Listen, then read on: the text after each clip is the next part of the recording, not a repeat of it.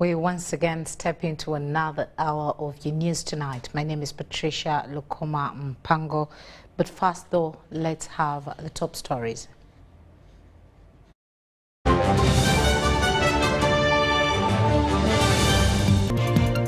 Speaker Thomas Taiwo condoles with letter upon his family.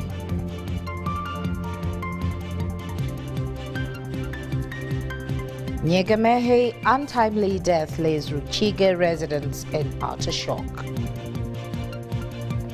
Religious leaders weigh in on DNA testing. And in sports, Vipers captain Milton Karisa named Uganda's Premier League MVP.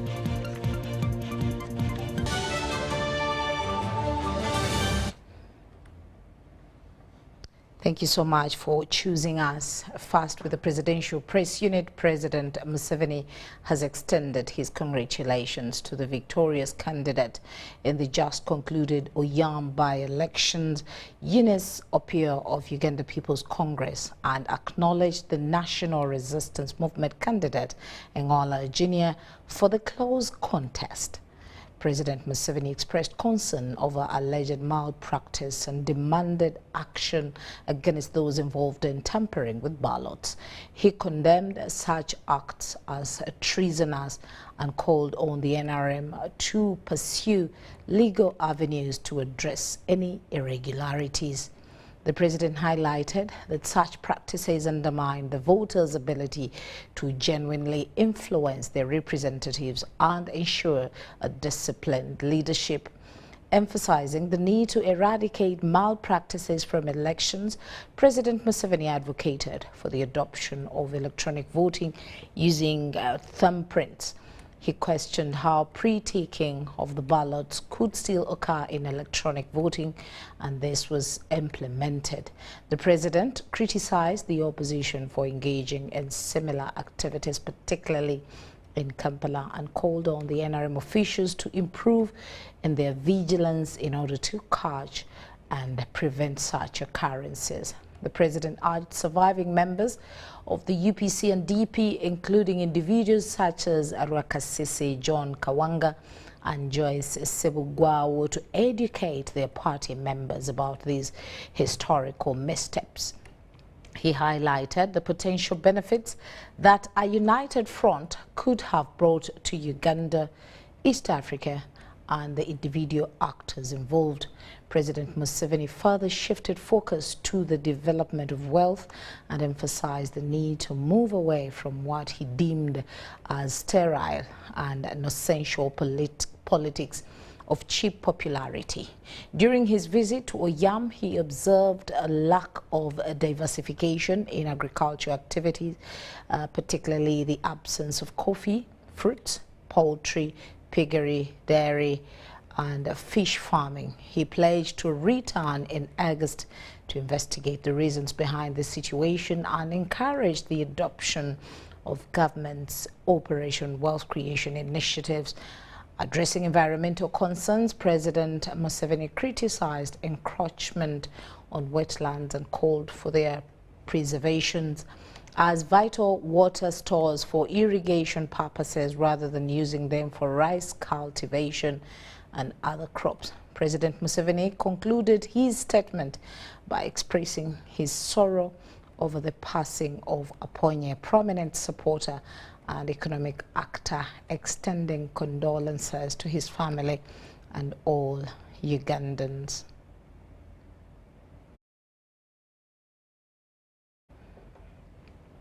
Uganda National Examination Board has acquired a new structure at Chambogo where it is to store sensitive material like candidate scripts and scripts of students, which are digitalized.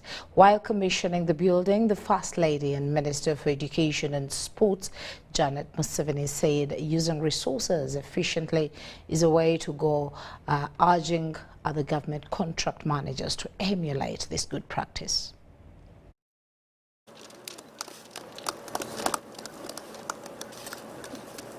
The dream by Uganda National Examinations Board to have a storage building and also erect a boundary wall to improve security of the premises at Kyambogo has come true. Uganda National Examinations Board was depending on rented premises to store sensitive materials, but this new building is going to house a bulk stores for heavy paper reels, manuscript offices, science laboratories, a strong room for a secure examinations bank, and one to archive UNEB historical documents.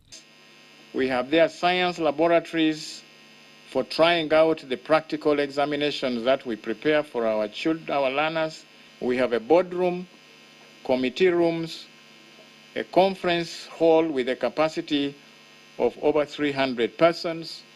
We have a resource center, a room to archive our historical documents, and some ICT facilities. UNEB confirms that there was value for money because resources were optimally used. This new storage building was commissioned by the Minister for Education and Sports, Janet Museveni. This outstanding effort is not to be taken for granted, therefore, but must be applauded for the fact that the board management, the contractors and technical teams all worked together to ensure that resources were used efficiently, that no corners were cut, as Mr. Dong just said, and that deadlines were met. This is commendable. That this now becomes the normal way of work, at least in this sector, as we go forward. Uganda National Examinations Board has acquired machines that include color web offset printer, an automatic counting and wrapping machine for secure packing of examination papers to improve and enhance its capacity for confidential printing of examination question papers, result slips and certificates. This means that the board now has the capacity to handle its assessment tasks efficiently and effectively, and also undertake to offer printing services to other ministry departments and agencies at a modest fee. This also reduces the costs that used to be incurred when examinations and certificates were externally printed, therefore significantly saving government resources. Besides the new building, the board has acquired and installed 25 heavy-duty digital scanners and associated computers for purposes of digitalizing all scripts that candidates will write in their examinations. It means that we shall now be able to store the scripts of candidates in digital form, and that they will be accessible for future reference as necessary. This was not possible before due to lack of space to accommodate the necessary digital equipment for such a service. The state-of-the-art building was constructed by Techno 3 Uganda Limited in joint venture with an Indian company, SB Holdings. I'm Nafka Farida and Stephen Kalisia in Kampala.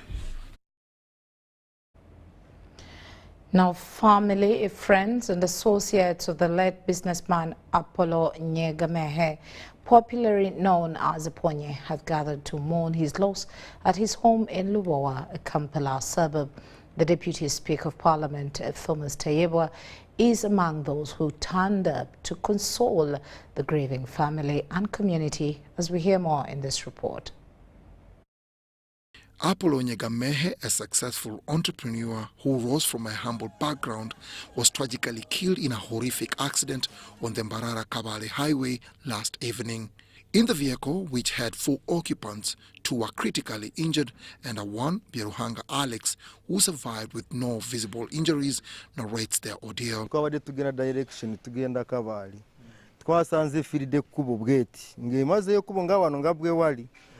We were heading towards Kabale, then we found a stationary truck that had broken down in the middle of the road. As our driver was trying to pass the truck, he noticed there was an oncoming lorry loaded with matoke. He requested for space from the driver, but he remained on his lane. Our driver therefore had nothing else to do but squeeze through the narrow gap, and that led to the fatal accident. So driver of option indara nagezako kuwugura Thomas Tayebwa, the Deputy Speaker of Parliament, who came to console the grieving family, spoke highly of the late Apollo Nyegamehe, describing him as a business icon who had also across the region. So it's a really, really very, very sad moment. One of the largest taxpayers the country had, one of the largest employers the country has, with very many products on the market, from grains to soap to cooking oil. I think he must be the largest local owner of trailer fleet, of a fleet of trailers. If you move on any road in Uganda, you see Aponye moving, whether from northern Uganda, eastern Uganda, everywhere. So that shows you the kind of man we've been having and his impact on the country. His sentiments are re-echoed by Aponye's associates and friends. It is really very unfortunate. Aponye is a very good man, and we've been working together in the good relations. He's a trustworthy guy. He's a person that you can deal with in terms of business and the other relations. We have been together. Sometimes I'm the one who controls the transport. You know how we deal with the transport sector. Whatever there is an issue on his trucks, I'm the one to follow it up. The outpouring of love and support from the community has been overwhelming. In an exclusive interview, the Deputy Speaker of Parliament informed us about the funeral arrangement. On Monday at 10 a.m., we shall go for church service at Rubaga Cathedral, and thereafter we move to Muhanga, and then on Tuesday at 10 a.m., the body will go to Muhanga Catholic Church, St. Luke Catholic Church, Muhanga, the church which he has built. And then on evening of Tuesday, we shall have Mass in Muhanga at his home in Muhanga, that is Kabari. The home is just nearby the road. You see a very imposing home, just on the left when you're coming from Kampala. And then on Wednesday at 10 a.m., we shall give him a befitting send-off. The untimely demise of a remarkable businessman has left a void in the business community, and his loss will be deeply felt by many. Dennis Ikoa for UBC News in Kampala. And in a related story, a heavy cloud of sorrow hangs over the hearts of Muhanga Town Council residents and local leaders in Ruchiga district as they grapple with the news of the untimely demise of Apollo Nyegamehe, affectionately known as Aponye. Nyegamehe tragically lost his life in a devastating car accident in Itojo Town Council in Tungama district on Thursday evening. He was en route from Kampala to Ruchiga to attend a burial of a neighbor when the accident occurred. As our reporter ventured into his hometown, one could observe moments of silence and profound grief among groups of people who simply cannot fathom the life without the beloved businessman.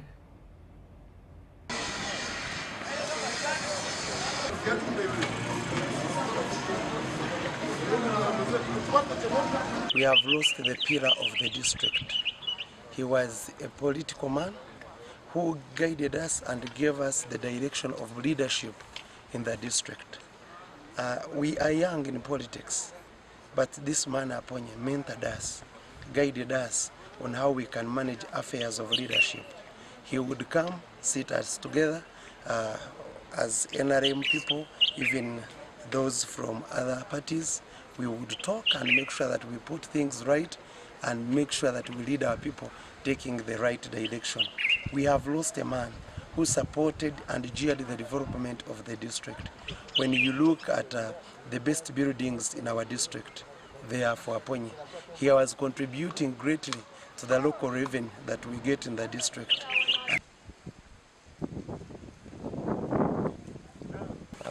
Apollo Nyegamehe will be remembered in all the years. He has been a down-to-the-earth man, has been a strong pillar here in Ruchiga, be it in business, be it in the region, be it in politics. He has been very strong here. We shall always be missing him. We only pray to God that he comforts us. So since we started the construction of this church, Mr. Nyegamehe helped us in the construction, has contributed almost 90% of this church construction. And we shall miss him a lot. We shall miss his fatherly care, his concern. He was very generous, each and everyone. So we really miss him. As a district, we have lost. We really speechless and short of words. And surprisingly, what is hurting us is the way how he died, meeting his days in an accident. If maybe he was sick and had time for us to check on him, to speak to him, we would be comfortable. But we are so saddened by his death. Being the NRM chairman, he was a very great mobilizer. He tried really to work for NRM. Ruchiga district had politics of conflicts, politics of fights, politics of religious struggles, but being the chairman of NRM, he was a calm man.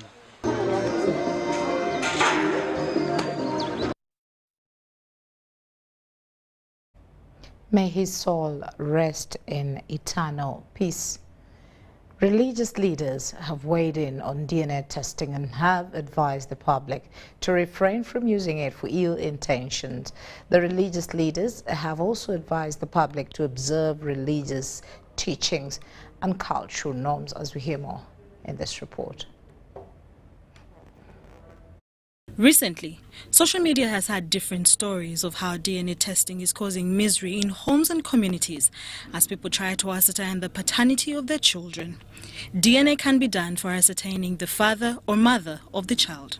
There are majorly 5 categories of DNA, and these are peace of mind DNA, where parents need to be sure whether the child belongs to them; legal DNA test, where authorities want to ascertain the paternity of the child; immigration DNA; and DNA profile and Y chromosome DNA testing.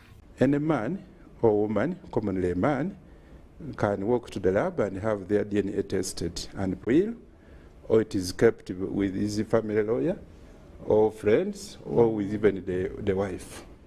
If this profile of the late is there, then it is easier. This child is tested, and then the profile compared with the existing profile already, and then we are able to establish whether this late man was actually the biological father of the child, and the child at least gets her belonging. The Archbishop of Gulu Diocese, Bishop John Baptist Odama, says people need to abide by religious teachings. Should we go on like this? No.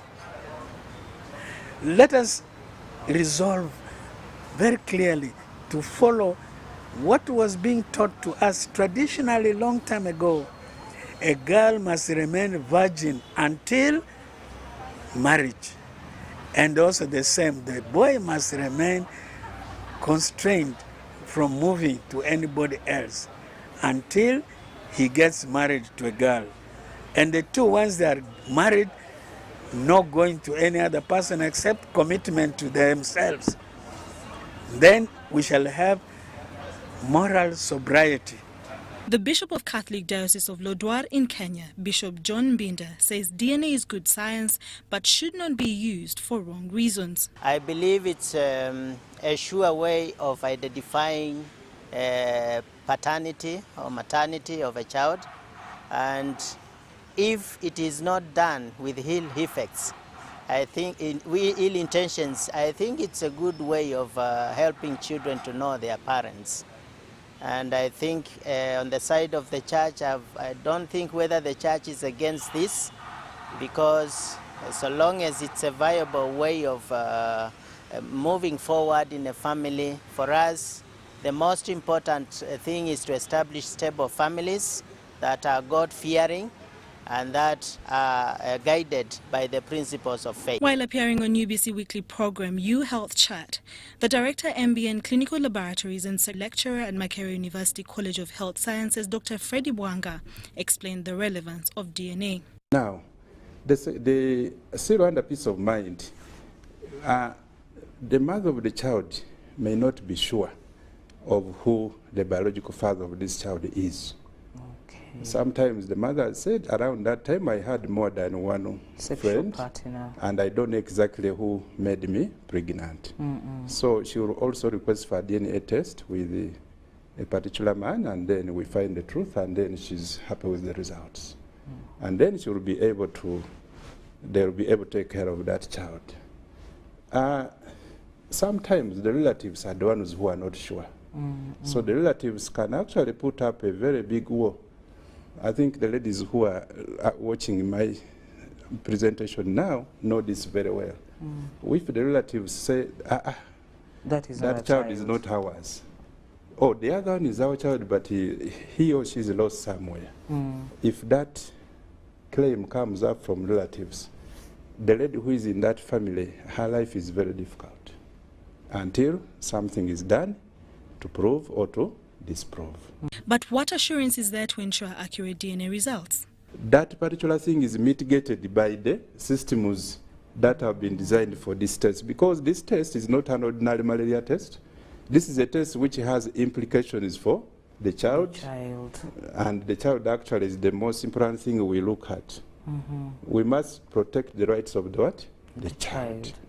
So in that way, everything is done in a perfect manner. Reverend Canon Evat Mugarura, lecturer at Uganda Christian University in the Department of Public Health, however, commended government's move to regulate DNA testing on grounds that it will help to catch those men who intentionally deny their responsibility. There is no cause for alarm. For me, DNA, if it can solve the problem of unfaithfulness in our marriages and this irresponsible behavior, where you want to go throwing children everywhere without support, I think we'll have a better society, responsible society.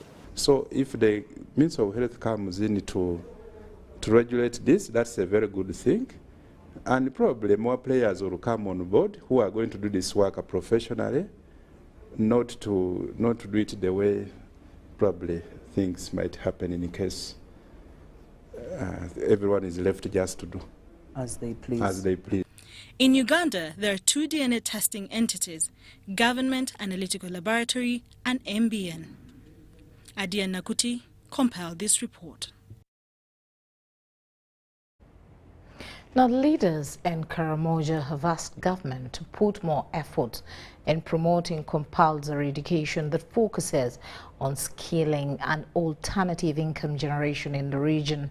This comes at a time when many reformed GI warriors have decided to resume their raids for a living, saying they lack what to do. Several people in Karamoja region, including leaders from different diversities and Karamoja natives, are still counting losses of lives, property and livestock to the Karamojong warriors. Also, it is unfortunate it is only considered that we have lost very many leaders. Just last weekend, the LC chairperson for Longa-Ro, 2 UPDF soldiers and 1 civilian were gunned down at a local drinking joint by alleged warriors. Very tremendous man who was helping in mobilization for the Karachona to embrace peace. Tried our best, what we are only expecting from the community to give us information. Now, in such a scenario that the LCS chairperson was seated somewhere and a border carried the assassins, the people who killed them, carried them, people were aware. By the time they walked there, people were aware, and nobody even attempted to warn him that you can now run away or you can get into another place. So people were aware. Local leaders now have our fear. They see you associated with the military, they say you are a PISO. Yeah? You are the one who takes information to the army that so and so as a gun. Although government has tried all avenues to restore peace and security in Karamoja through peace meetings, cordon and search operation, there are still mild cases of insecurity registered. More of people who have gone to Thagara, attacking people's homes, removing the basic things you have at home, They can come to your home at night with arrows, sometimes with guns. They ask for money. You become a victim of circumstances. And many people want to assume that there is weakness on part of the government. I want to say there's a big weakness on the side of the community. The community have a big role, but they don't see it. According to a former command of Jai warriors, Natimu Lodweny, a resident of Nakabale in Kotido district, there are still many armed warriors in his community. Though little attention has been paid to help them reform, From me, who returned the gun last year, he has never benefited from government up to today. Even the raiders now who are from this village are saying, look at this fool who returned his gun and is now suffering. He says although he surrendered, the move is not easy and requires continuous reforms. He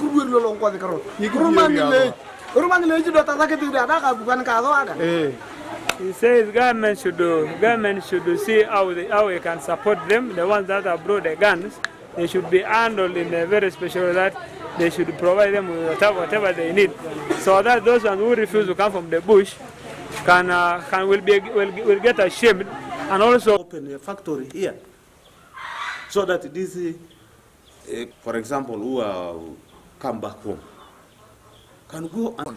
Now we have PDM. It's a reality, and anybody who can handle these resources will definitely have an improved life. Just like Natimu, 30-year-old Locham Bangatap is also a new convert who initially was a commander of warriors in Nakabe in Loletio sub-county. He got converted 2 days ago and also handed over his gun to the security forces. He has raided for over 20 years. He has raided for all this time until yesterday when he became tired and when he heard that His Excellency the President is calling upon all the armed warriors to come back and to surrender their guns to government. That is the reason as to why he came back.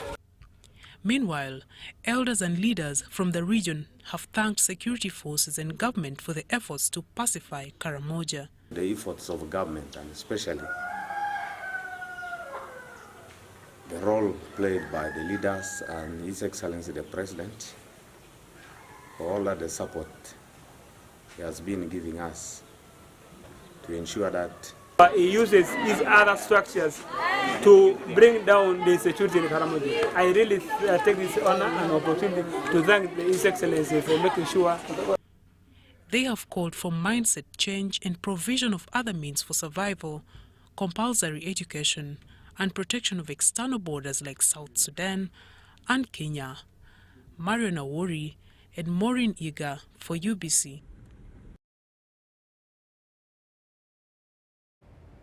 And into the health sector, health workers in the Moria district are panicking over a new wave of suspected armed burglars targeting government health centers, that is health center facilities in the rural areas across the district.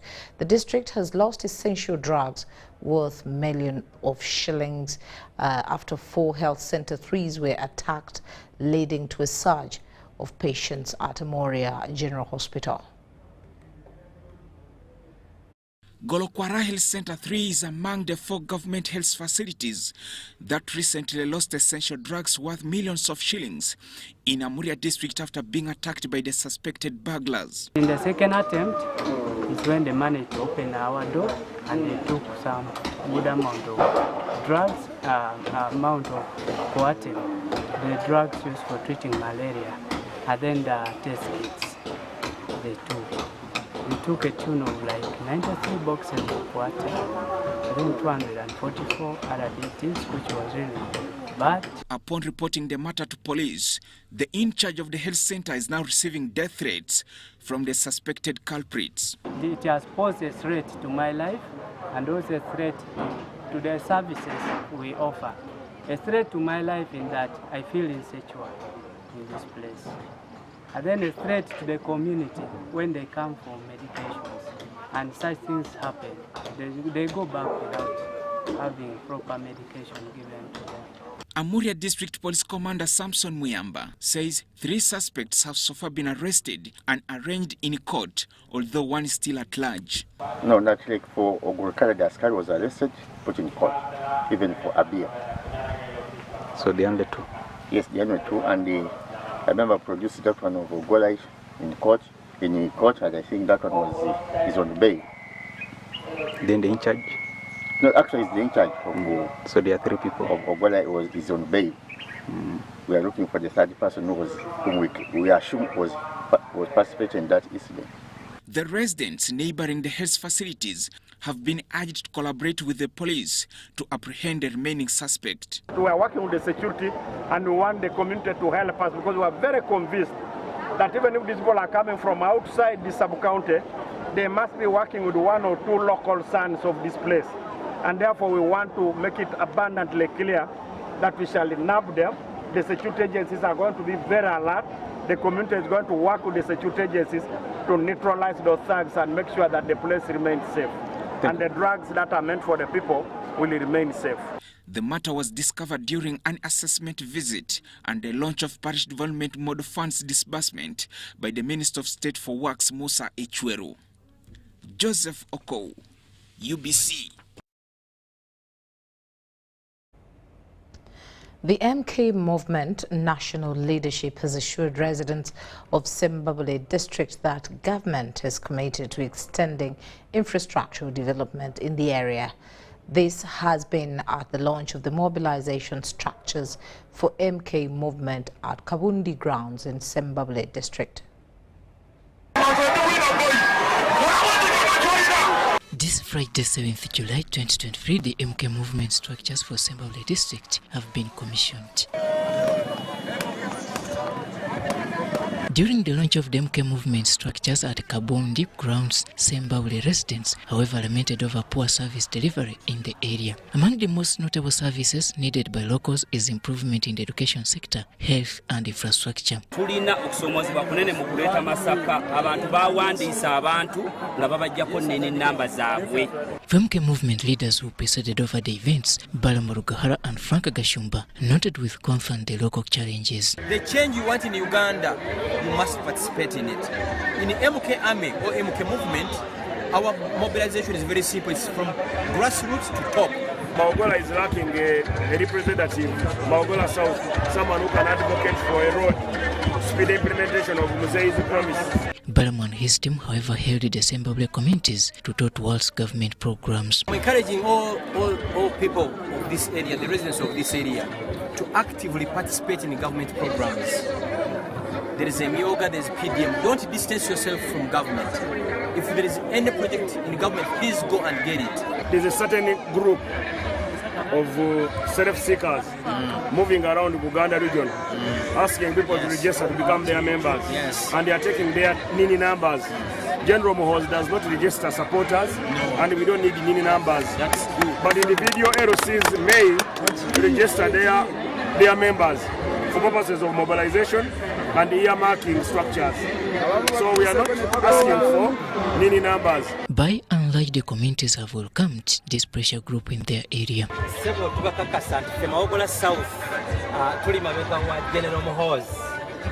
Era ffe tugamba nti General Museveni wonna watugambira nti akooye, ffe tugamba nti General Muhoozi ye president waffe addako. Katonda tumwebaza abantu baagala General MK, kino ekitundu kye tulimu kya NUP. Omubaka alimu wa NUP naye we bawulidde General MK bonna bazze ne beeyuna balabe ekigenda mu maaso era bonna bali happy okumurecevinga mu 2026. The MK Movement is a developmental and result-oriented pressure group led by Senior Presidential Advisor on Special Operations, General Muhoozi Kainerugaba, as its chairman. Robert Onyango, UBC News. Ministry of Education and Sports has expressed commitment to promote physical education, increase accessibility to achieve a holistic growth and development. While inaugurating the Physical Education National Festival at Kibuli Senior Secondary School grounds, the Principal Assistant Secretary, Ministry of Education and Sports, Jacqueline Basemera, who also represented the Permanent Secretary, Kate Lamaro, said through physical education under the new lower secondary curriculum, government is taking effort to vocationalize education.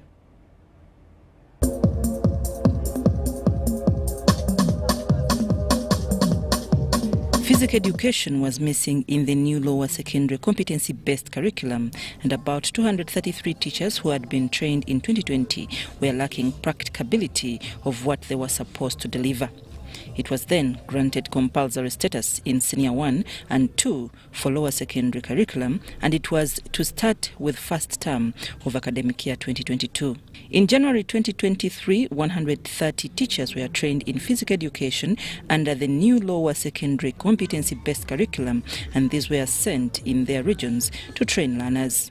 The Department of Physical Education and Sports has organized a follow-up festival to assess the competencies attained by the teachers of physical education and how they have transferred them to their students. Officially inaugurate using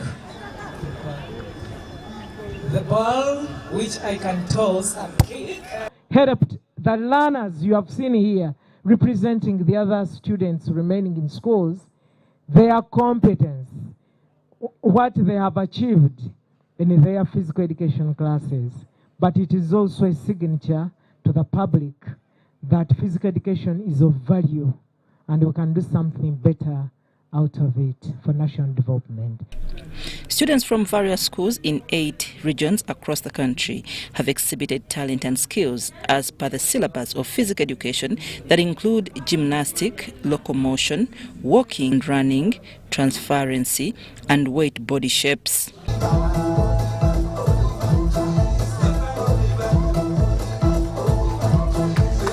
Making a change and making a step forward becomes a great achievement. I think it has been a great start.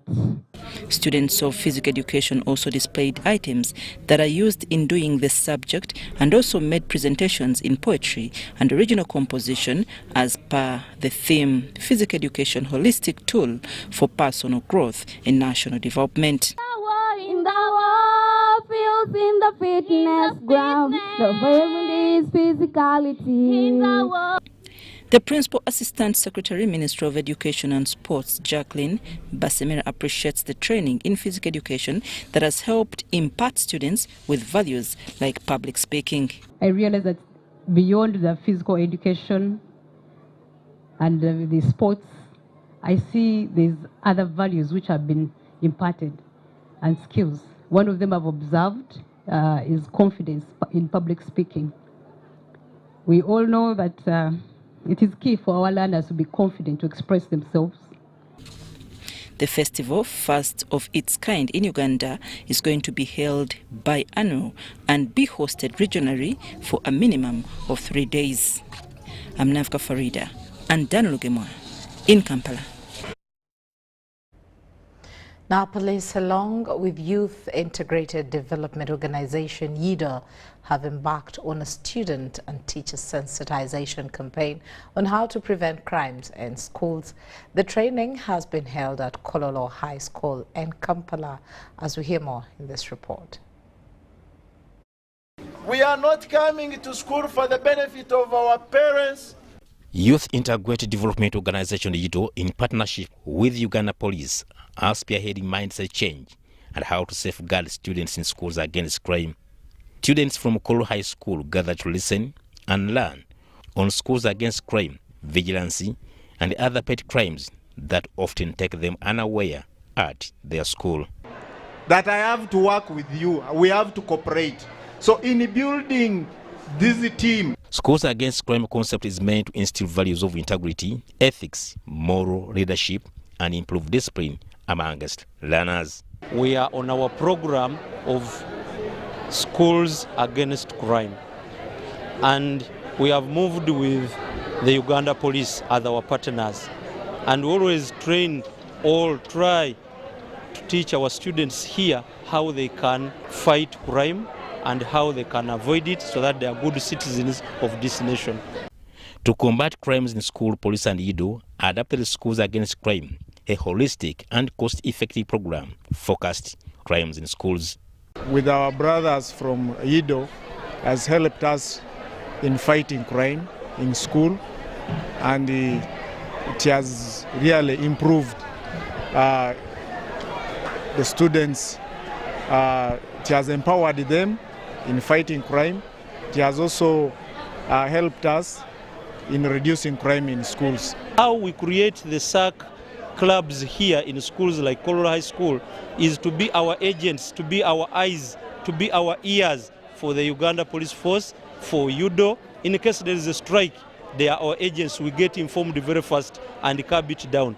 Schools Against Crime is meant to transform the future leaders. Empowering schools, we're empowering students to be able to prevent crimes, to be able to report crimes, to be able to report incidences. This program has moved to very many schools around Kampala and outside Kampala, but why we majorly look at Kampala because it is rich in crime. Being with the slum and looking at those other activities surrounding Kampala and the events and the lifestyle of these students from their parents on their way coming to school, and at school when they meet other colleagues, what they share from their peer groups. So we hope that if we continue visiting schools, we shall fight this. The main purpose of Schools Against Crime is to provide learners with an education foundation from which they can build successful, independent lives. It has showed me the relationship between me as a simple student and then the students at large. I've got exposed to the people within the school and then the teachers as well. I want to ensure that we will prevent and also minimize the crime rate in our school and also schools around us. Haruna Mutesasira, UBC News. Residents of Ntungu sub-county in Singiro district have thanked government for the infrastructural developments, especially the rural electrification roads and hospitals, among others.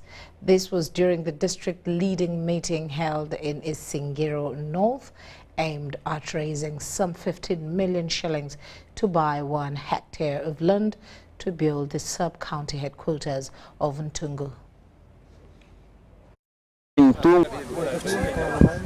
And now, right now we are here in Ntungu. They are buying land where they are going to build their sub-county offices. Since it is a new sub-county, they haven't gotten funds from the government, which we expect that the government is going to give them. But as we, the foundation, we have just brought a small contribution to help them since they are buying land, and they invited us to give them some support. So we've given them some support in form of funds on buying the land that they are going to build their offices. We want to talk to the DHOs from the district so that they can at least employ those people at the district level, whereby they can also get some funds to help their families, because those people we help, we don't get people who are well off. We get people like, we get the orphans, we get those people who cannot support themselves. So we as a Mal Foundation, we get such people and support them in such scenarios of education. As the people of Ntungu, we have really appreciated for what has contributed for us. Because for the villagers, we have been contributing each 10,000. So now we have reduced on the labor, on the pressure we had from previous period. So we do appreciate for what we have done and appeal to other leaders and well-wishers to do the same. The President Vito Tukunda, Your Excellency, Yoweri Kaguta Museveni, yange tariyebembira bwe yewenka tino buwezi bwezini sezaji ziresta ezatungukire nabo cyowareba NRM nitukora ituyanga ryitu aba president murungi twina abandi abakutukunda abatukizire abakutukwatiraho kurenga Uganda yatunguka.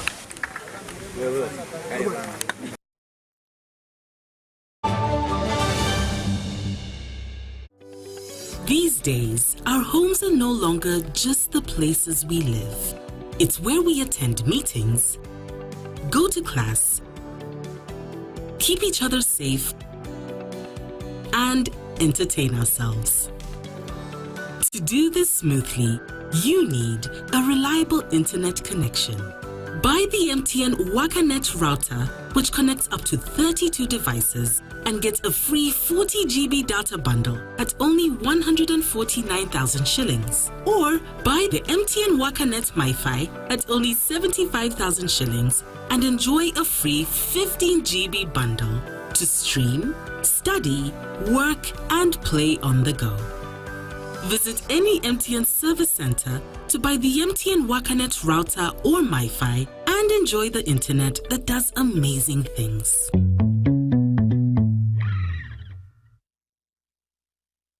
Road traffic crashes is one of the leading causes of death among young people aged 5 and 29 years. In 2022, Uganda registered 21,473 crashes, out of which 4,534 people died and 15,227 seriously injured. 22 people die every 100 crashes, and on average, we lose 12 people daily. Legacy Road Safety Initiative, in partnership with KCCA, Ministry of Works and Transport, Ministry of Health, Uganda Police Force, Red Cross, Rosaku, Boda Boda Industry Uganda, have organized the second Road Safety Marathon for the crash victims to help create awareness, build cohesion among stakeholders, train first responders at black spots, and support a health facility. The marathon will take place on the 23rd of July 2023, starting at 7 a.m. from Nakasero Primary School grounds. Book your kits at 25,000 from Legacy Road Safety Initiative offices located at Old Kampala Chicken House, 2nd floor, room 18, or 8th Street, Safeway, Rightway offices, Total Energies, Ovino Mall, Boda Boda Industry Uganda, or visit www.lrs-initiative.org to register. Call 0752 605 479 or 0776 598 817 or 0414 698 675. Proudly powered by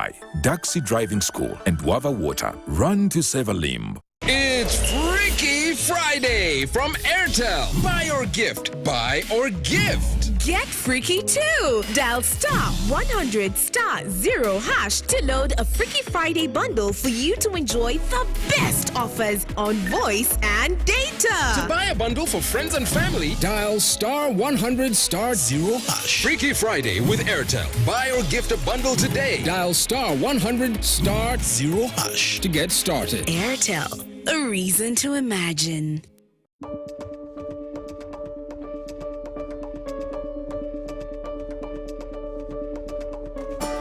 Uganda's oil and employment in various disciplines. 12,000 Ugandans have received global oil industry training and international certification in welding, heavy goods vehicle driving, and scaffolding, among others.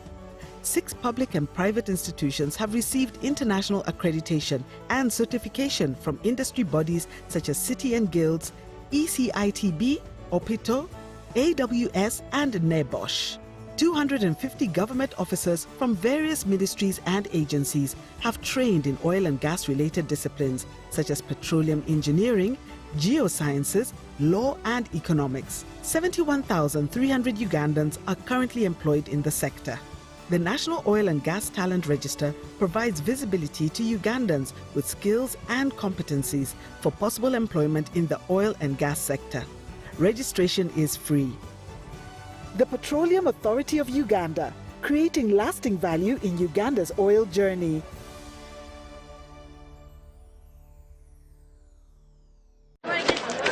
Juko. Yo. Check the shopping, man. What's your secret? Haven't you heard of the parish development model PDM? Yes, I did, but I thought it was just a talk. No, it is real. I and a few friends together formed a circle, accessed money from the PDM, invested in a portrait project, and now things are moving. Juko. I thought I was one of your friends. You are. But you left me behind. I didn't leave you in poverty. What you do, just visit your LC2 chairperson and your parish chief and start the process of economic transformation. Just like that. The parish development model is an initiative from the government of Uganda through the Ministry of Local Government designed to transform all lives of Ugandans for the better. PDM, my parish, my development, my life.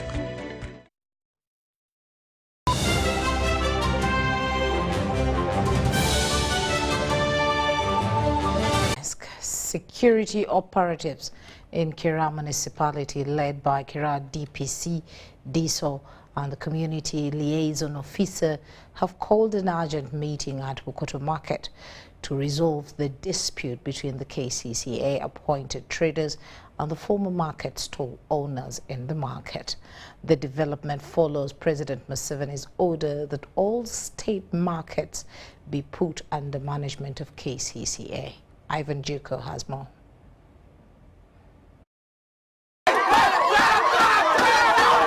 In one of our recent news bulletins, we showed you the traders of Bukoto Market flex muscles with the former stall owners of the facility over leadership and finances. Oluvannyuma lw'okubeera nti bafunye omusajja gwe twalonda e Bukoto Gakansala Twaha.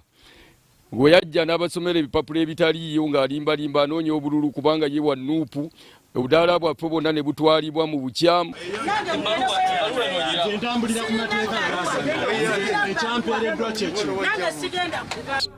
Through his directive, President Museveni ordered all state-owned markets to be managed by KCCA after learning that traders were being exploited by the interim leadership. However, the former occupants of Bukoto Market, who also claim to be its founders, are acted by the manner they were thrown out of the facility. Katinganza imidano mbadde nsaba abantu abali mu buyumba bw'abantu tula ne landiroodiwo mukanye kubanga bwe wali ng'osaba akayumba tewakasaba Twaha tewakasaba wa KCCA.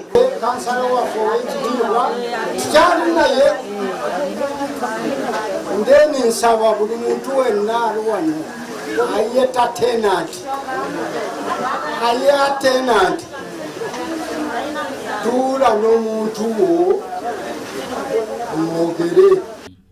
The scuffle recently prompted the Kira Police DPC, represented by Assistant Superintendent of Police Ladan Muzahura, the DISO, the Community Liaison Officer Thomas Baboinechi, among others, to call for an urgent meeting to resolve the conflicts between the two parties.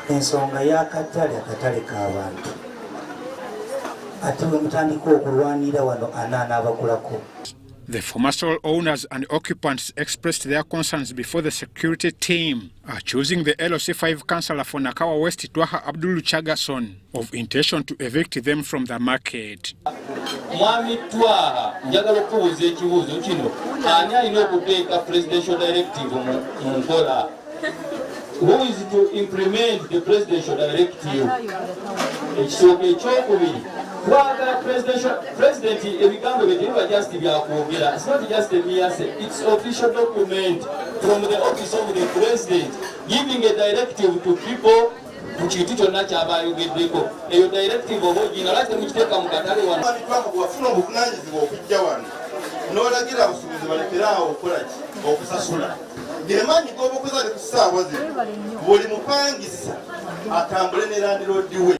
The security operatives cautioned traders and former occupants to remain calm as the discussions progress. N'obugumiikiriza buli ensonga weetuuse era buli mukulu manya agimanyiiko ekigenda mu maaso. Njagala kwabalako kansala Twaha mu nsonga emu oba bbiri naye kiba kibi n'ojja wano ng'abantu tebasaavinze nga towadde notice n'olubakumamu omuliro era information bwe wagiteekayo information wekyo omuliro gwatandikira awo. Inciting a violence cause when an official letter is out served buli omu amanyi wanaatandikira. Naye bw'oyimirira awo n'oyogera ebigambo nga tebiriko letta wandisomye akusi kubagamba kusoma n'oleka ne kopi. Moments after the meeting had ended, KCCA enforcement team led by Ewanbu Kenya and the head KCCA markets in Nakawa Moses Musimiro arrived and pinned the former traders at the facility for organizing a meeting without their consent.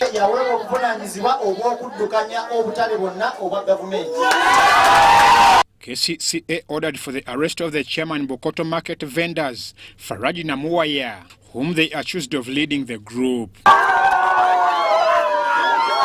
Twaha Chagason had this to say about the accusations. Elderly people here who are not really, who are not literate, yeah? So they are just confusing them instead of telling them the truth that this is what happened. This is the presidential directive. But for them, they are trying what to confuse what the illiterate what market what the stall owners. So this confuses what some of us want to stop. We want to sit with them. We are in a meeting. We come up with one voice. I call the ED to come and explain to them that this is the presidential directive. I'm Ivan Juko for UBC. Well, as we step into the market updates, we all know right now that companies are releasing their financial reports for the year ended 31st December 2022. And of course, in these reports, they do declare the percentage of the dividend that will be paid out to their shareholders. This and more in our financial market.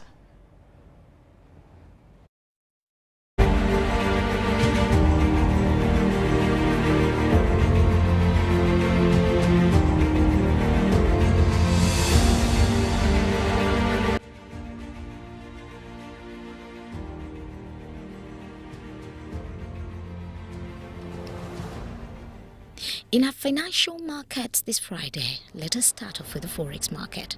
The shilling depreciated against the dollar by 1.67 shillings to trade at 3,699.50 buying and 3,699.50 selling.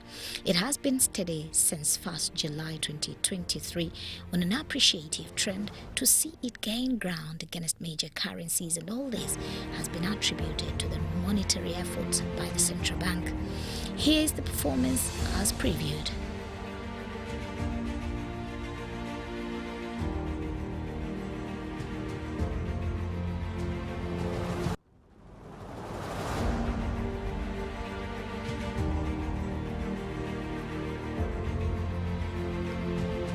Today, the Uganda Securities Exchange generated a total turnover of 177.1 million shillings with a total of 11.4 million shares. Bank of Baroda Uganda took the lead to generate a turnover of 171.7 million shillings and MTN 5.2 million shillings with a total volume of 308,000 shares and 11.4 million shares respectively. There were no price movements witnessed on the stock market. The all-share index stands at 1,022.32 and the local share index stands at 271.57. Now about company financial reports.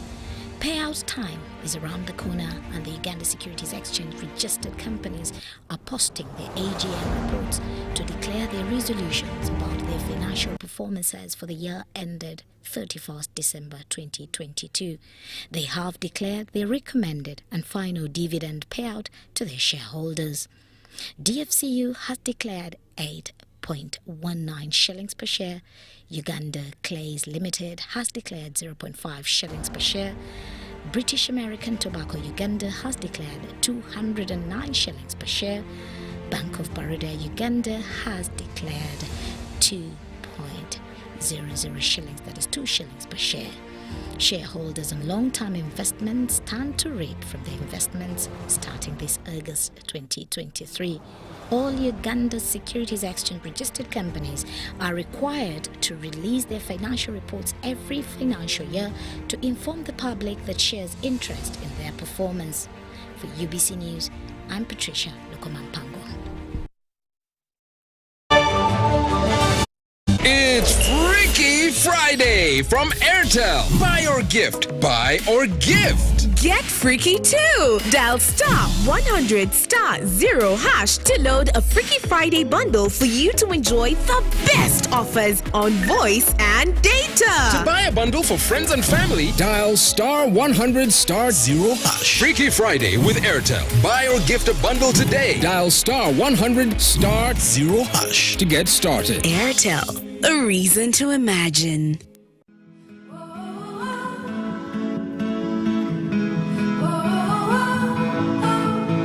Bridge High, a high school TV drama that you do not want to miss. Who takes the title for the most popular and cool girl and boy in schools? Who are the good students? Which part were you during the high school times? Come and be part of this epic high school series movie premiere as you relive your school drama times. Tickets go for 30,000 ordinary and 50,000 VIP. Early bird will pay 25k and 45k respectively. 21st July 2023 at the National Theatre. Contact us on 0784 930190 or 0703 826623 for details. Sponsored by Bella Wine, Charism, UBC and U24 TV.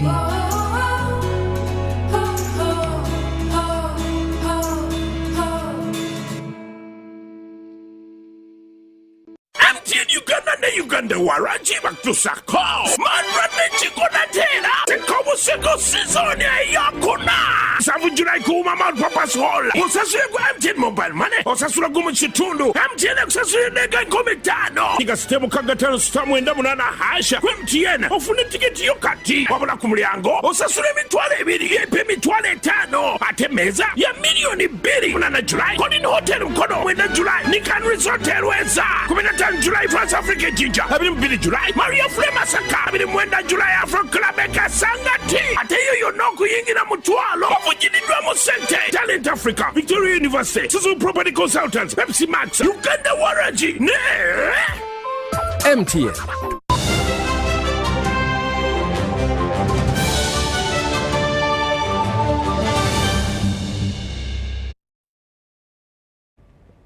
Into the world of sports, Uganda's best performers from the just concluded Star Times Uganda Premier League have been awarded. This was during a colourful Pilsner Star Times Uganda Premier League season awards ceremony hosted at Sheraton Hotel in Kampala. Vipers Sports Club skipper Milton Karisa has been named the Pilsner Star Times Uganda Premier League player of last season.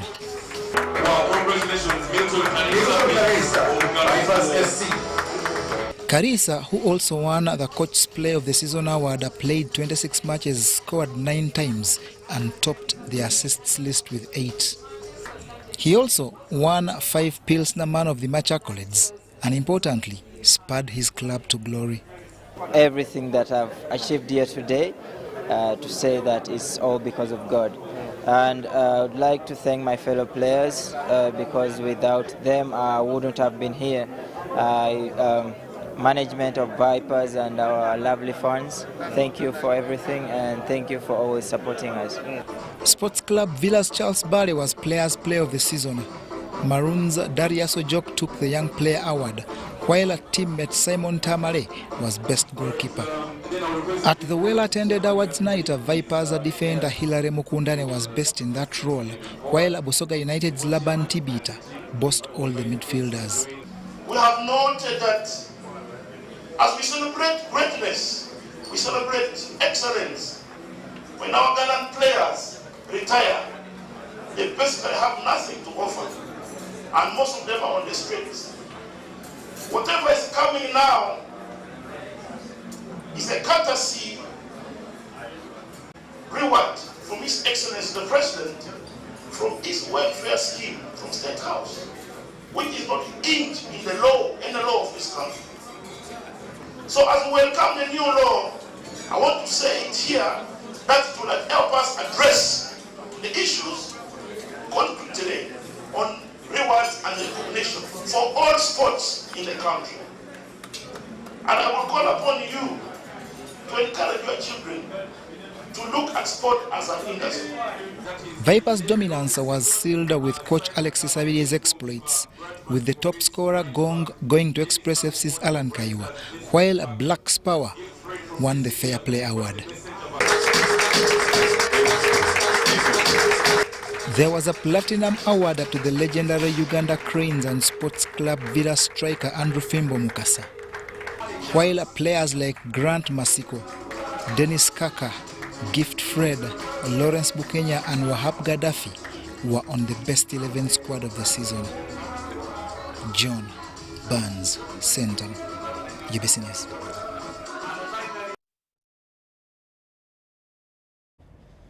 As we sign out, let's have the recap on our headlines.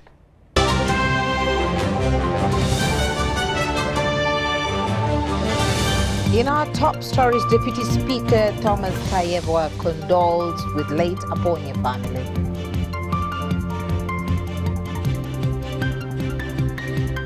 Nyegamehe untimely death leaves Ruchiga residents in utter shock.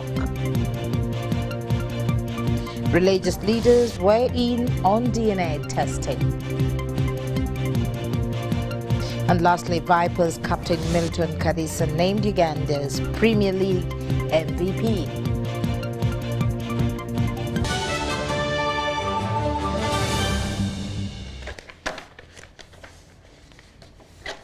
Thank you so much for being a part of us. That's it. That's all we had time for.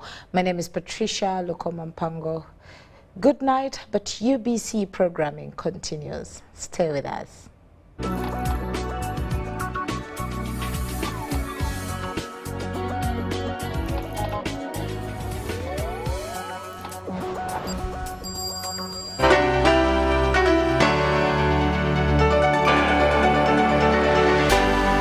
UBC, inspiring Uganda.